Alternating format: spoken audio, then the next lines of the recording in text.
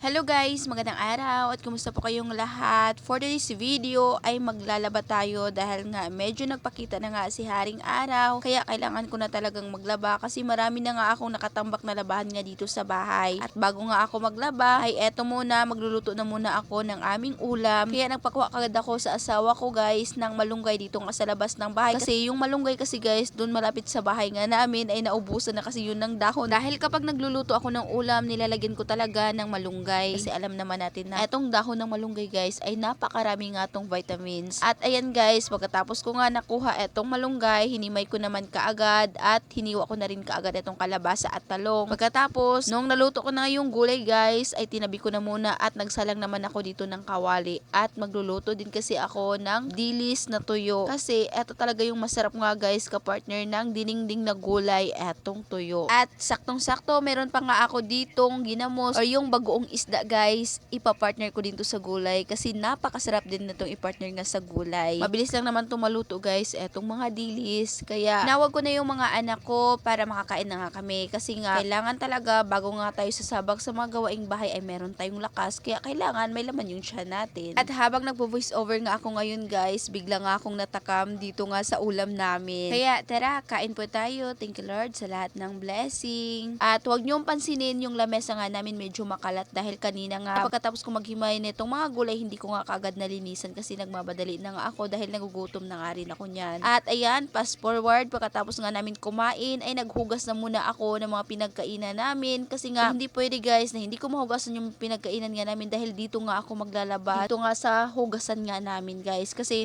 mas gusto ko nga dito maglaba guys kasi kitang-kita ko nga yung dumi ng damit kaysa doon sa loob ng CR namin medyo madilim kasi doon kaya mas maganda nga dito kasi sobrang liwanag makikita mo talaga lahat ng mga dumi. At kapag ako'y naglalaba, binabanlawan ko talaga yan bago ko nga sabunan dahil yan ang kinasanayan ko simula noon hanggang ngayon. Pagkatapos ko yan mabanlawan guys, ibababad ko yan sa merong ang powder pagkatapos kukusitin ko na nga. At pagkatapos ko magkusot at isasampay ko na nga sana guys ay bigla namang umulan nga. Biglang sumama naman yung panahon. Dito ko na nga lang to isasampay sa loob ng bahay dahil hindi naman to tutulo dahil nga naka-dryer naman to. At fast forward ulit, ayan guys, nagluto na nga rin ako ng ulam nga namin. At yung lulutuin ko ngayon guys, ayan, etong ang puso ng saging. At yung gagawin ko nga dito na luto guys, ay gagawin ko nga tong kinilaw. Dahil nga sobrang namiss ko talaga yung ganitong luto nga sa puso ng saging. Ayan, binalatan ko na muna at tinanggalan ko na muna yan ng mga matigas na part guys. Pagkatapos, hiniwa ko lang. Pagkatapos, sinasalansan ko na nga dito sa kaldero at papakuluin ko lang to guys. Papalambutin ko lang to. Pagkatapos, nung lumambot na nga, ay tinabi ko na muna. Papalamigid ko na muna yun guys bago ko nga yan hihimayin. At eto muna yung inasikaso ko. Etong talbos ng kamuti dahil kikilawin ko din to guys. Masarap din kasi to kapag isawsaw mo nga sa suka na merong sili. Kaso nga wala akong sili nga dito dahil nga nung pumunta nga ako doon kina mama hindi nga ako nakahingi ng sili. At pagkatapos ko mahugasan yung talbos ng kamuti guys, nilagyan ko lang siya ng mainit na tubig. At eto naman yung hinimay ko, etong mga puso ng saging. At kapag nagkikilaw nga ako guys ng puso ng saging, yung gagawin ko nga dyan ay hihimayin ko pagkatapos pipigain ko para matanggal yung tubig niya. Pagkatapos nilagyan ko naman siya ng kakanggata. Pagkatapos bago ko nga siya timpla ng suka, at yung mga samya guys katulad ng sibuyas, kamatis kaso hindi ako naglagay ngayon ng kamatis dahil wala nga akong kamatis dito. Kaya luya at sibuyas lang yung nilagay ko dyan panimpla. Kaya sobrang sarap talaga guys kapag ganitong luto. Kaya subukan nyo rin. At yan lang muna.